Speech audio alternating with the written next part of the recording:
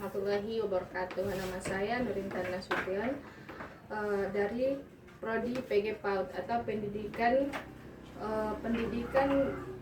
guru anak usia dini. Oke. Baiklah, di sini saya akan mencoba mengerjakan tugas 3 filsafat ilmu, yaitu bagaimana makna pilar-pilar pendidikan. Apa sih sebenarnya pilar itu? Pilar itu dasar atau tiang penyangga. Maksudnya di sini kita tahu kan bahwasanya dalam satu bangunan sangat perlu adanya tiang-tiang yang kokoh gitu kan. Misalnya kalau nggak ada tiang mungkin bangunannya akan mudah runtuh atau roboh. Jadi begini juga lah maksudnya pilar-pilar pendidikan ini. Pilar-pilar pendidikan yang menjadi landasan berpikir, bersikap, dan bertindak dalam seluruh proses penyelenggaraan pendidikan. Sebagai tiang, pilar membuat sistem pendidikan tetap kokoh, terarah, dan tidak terombang-ambing oleh perubahan zaman, teknologi maupun cara mengajar yang terus berkembang. Cara belajar yang terus berkembang. Sekaligus menjamin pendidikan tetap berjalan sesuai dengan tujuan mulia, yaitu membentuk manusia seutuhnya. Oke. Yang nomor 2 yaitu ada 3 prinsip dasar pendidikan Ki Hajar Dewantara. Ajaran Ki Hajar Dewantara dirangkum dalam 3 prinsip utama, yaitu yang menjadi jiwa pendidikan nasional. Yang pertama yaitu Ingarso Sung Tulodo, yang kedua Ing Madia Mangunkarso, dan yang ketiga yaitu Tuturi Handayani. Baik, kita akan membahas yang pertama yaitu Ingarso Sung Tulodo. Maksudnya, bila saat berada di depan, pendidik harus menjadi contoh teladan yang baik. Contoh teladan yang baik, pendidik wajib menjadi contoh yang baik dia itu di media sosial, baik dia itu di kehidupan sehari-hari. Pendidik harus bisa menjaga segala ucapan, perbuatan, dan cara berpikirnya. Bagaimana ia pantas disebut jadi contoh seperti itu. Itulah maksud dari yang nomor 1, Ingarso Sung Tulodo. Pendidik saat berada di depan bisa menjadi contoh teladan yang baik bagi peserta didik. Oke, nomor 2 yaitu Ing Madia Mangunkarso. Ing Madia Mangunkarso yang maksudnya di sini saat berada di tengah, pendidik harus bisa mampu membangkitkan semangat kreativitas, keberanian untuk berpendapat dan berkreasi. Jadi di sini maksudnya saat pendidik berada di tengah, pendidik harus bisa membangun semangat peserta didik gitu kan. Kita harus bisa mengajak anak-anak untuk berkreativitas, jangan pernah berhenti berkreativitas gitu kan. Terus berkembang diajak. Kalau mau maju intinya harus mau berproses dan berkembang. Oke, yang ketiga yaitu Tuturi Handayani sebagai simbol pendidikan, yang kayak gini kan. Ada situ simbolnya Tuturi Handayani. Saat berada di belakang, pendidik harus bisa jadi pendorong, pengarah, pemberi dukungan gitu, agar peserta didik mampu belajar dan terus berkembang secara mandiri, agar peserta didik mampu menjadi manusia yang lebih menjadi manusia seutuhnya gitu kan, dari tujuan pilar-pilar pendidikan tadi tersebut. Oke. Yang selanjutnya itu relevansi dan tantangan di era digital. Kita tahu kan sekarang anak-anak hidup di masa era digital, sudah canggih kan. Anak-anak udah nggak bisa lagi lepas dari gadget, udah tahu media sosial kan. Jadi bagaimana peranan kita sebagai pendidik, bagaimana relevansinya dan tantangannya di era digital. Pertama, Di prinsip Ingar Sosuntulodo, di era digital, teladan tidak hanya terlihat secara di dunia nyata kan. Jadi kita sebagai pendidik, di dunia maya pun, di ruang maya, guru dan orang tua harus memberi contoh cara menggunakan internet dan media dengan benar, dengan bijak. Bagaimana kita menggunakan media sosial yang bijak gitu kan. Bagaimana kita aplikasi-aplikasi yang bisa digunakan untuk media belajar kan gitu.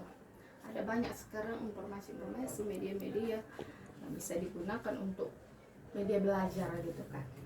Kemudian sebagai guru atau sebagai pendidik, guru harus juga bisa berkomunikasi dengan baik di sosial media.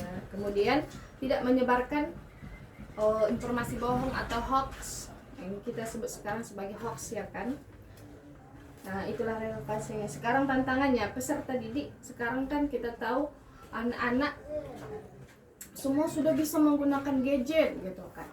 Nah, jadi walaupun ada terkadang manfaat atau aplikasi-aplikasi yang baik di media sosial, tapi ada konten-konten maksudnya yang lebih menarik yang bisa yang bisa menarik perhatian anak gitu kan, sehingga keterlaluan harus jadi maksudnya gimana ya, sehingga anak bisa mudah tidak fokus gitu. Jadi di sini juga peranan guru, tantangannya untuk guru, jadi guru harus semakin nyata dan konsisten gitu. Itulah tantangannya, harus semakin nyata dan konsisten di era digital ini. Jadi karena anak-anak ini kan mudah meniru dari yang dia lihat di media sosial gitu. Jadi kita sebagai guru di media sosial harus terlihat lebih nyata gitu dan konsisten. Kita menggunakan media sosial dengan bijak. Oke, lanjut. Yang kedua yaitu prinsip Madya Mangunkusumo. Pendidik dapat memanfaatkan teknologi untuk membangkitkan semangat belajar. Tadi kan misalnya dengan pembelajaran daring kan, sekarang ada pembelajaran daring gitu kan yang interaktif, konten pembelajaran menarik, atau mengajak anak-anak peserta didik membuat karya digital gitu. Kan kita tahu sekarang kan dengan mudah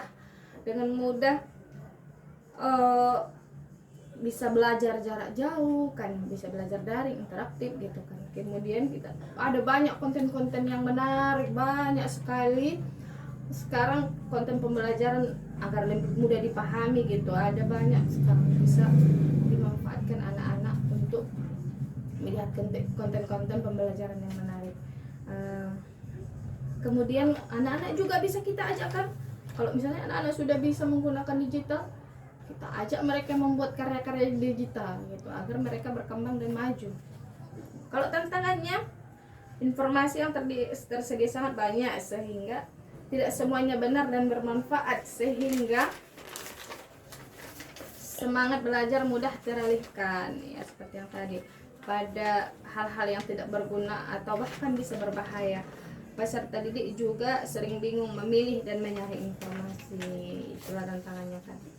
Kadang kan karena masih anak-anak gitu kan, mereka masih bingung bagaimana mencari informasi yang mana yang benar, mana yang hoax gitu kan. Jadi itulah tantangannya.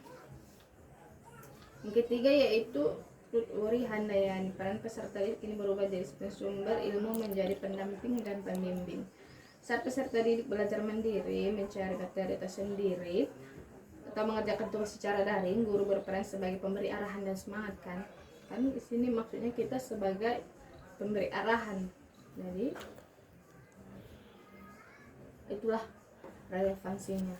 Sedangkan tantangannya, banyak peserta didik yang belum mampu mengendalikan diri, mudah kecenderungan gawai atau salah menggunakan teknologi untuk hal negatif, sehingga peran pendampingan menjadi jauh lebih berat dan menuntut kepekaan yang tinggi. Maksudnya sebagai pendidik ya, kalau sebagai pendidik kan berapa lama lah kita bisa mengawasi anak-anak untuk menggunakan gadget agar tidak terpengaruh dengan hal-hal negatif. Kan kita tahu sekarang scroll gitu kan, udah banyak sekarang tontonan yang berdampak negatif bagi anak-anak. Apalagi misalnya tanpa pendampingan orang tua kan, yang bukan umurnya kan banyak datang di situ konten-konten yang nggak bagus untuk anak gitu. Kita sebagai guru dan pendidik harus bekerja sama dengan orang tua agar anak-anak jangan dilepas kendali, harus dikontrol apa yang mereka tonton gitu, harus diarahkan apa aja gitu, dan didukung. Dan kalau mereka maksudnya menggunakan dengan baik, kita harus memberikan dukungan. Oke, refleksi yang terakhir, refleksi. Di tengah perkembangan teknologi yang sangat cepat, sering muncul persoalan seperti kesenjangan akses, rendahnya literasi digital, hingga kemerosotan karakter peserta didik. Tiga prinsip Ki Hajar inilah ketiga prinsip Ki Hajar Dewantara menjadi jawaban paling tepat. Teknologi hanya alat, namun pendidikan tetap berlandaskan pada pembentukan watak dan kemanusiaan. Kan di sini kita tujuannya membentuk karakter, memanusiakan manusia. Jadi kalau pilar-pilarnya kokoh, walaupun bagaimana era digital menggoda atau memberikan pengaruh, kalau pilar-pilarnya kokoh, dia akan tetap berdiri kokoh, tidak akan runtuh oleh pengaruh budaya atau oleh pengaruh perkembangan teknologi. Dengan berpegang teguh pada keteladanan, pembangkitan semangat, dan pendampingan, pendidikan nasional tidak akan kehilangan arah. Teknologi hanya dapat dimanfaatkan sebagai sarana untuk mencerdaskan bangsa, bukan justru menjauhkan manusia dari nilai-nilai luhur. Oke, terima kasih. Assalamualaikum warahmatullahi wabarakatuh.